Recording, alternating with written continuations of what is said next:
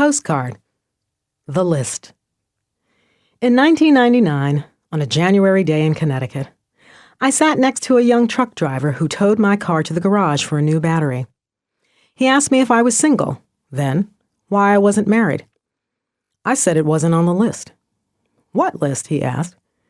I told him about the list in my wallet, inspired by a quote I read in a woman's clothing catalog. Make a list of 25 things you want to do before you die, put it in your wallet, and refer to it often. Intrigued, he asked me what was on it. Travel around the world, I said. At the time that phrase crossed my lips, I had no clue that I was 6 months away from making good on that 10-year dream. Given the previous reactions of others, deafening silence or a flippant, wouldn't we all? I didn't expect much of a response. The driver surprised me, though, when, after a few eye blinks, he asked, "Who would you go with?" During my late 20s, when I first dreamed of going around the world, I had hoped to share the experience with a companion. Not from any romantic notion, but because I was afraid to go alone. Many of my friends loved the idea of traveling around the world, but were not prepared to act on it.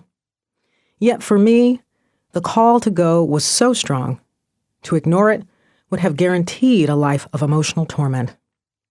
I imagined myself an old woman, lamenting how I had not followed my dream and how that decision, in turn, had created a blueprint for a timid, shrunken life. The potency of that vision overshadowed the fears that had been holding me back.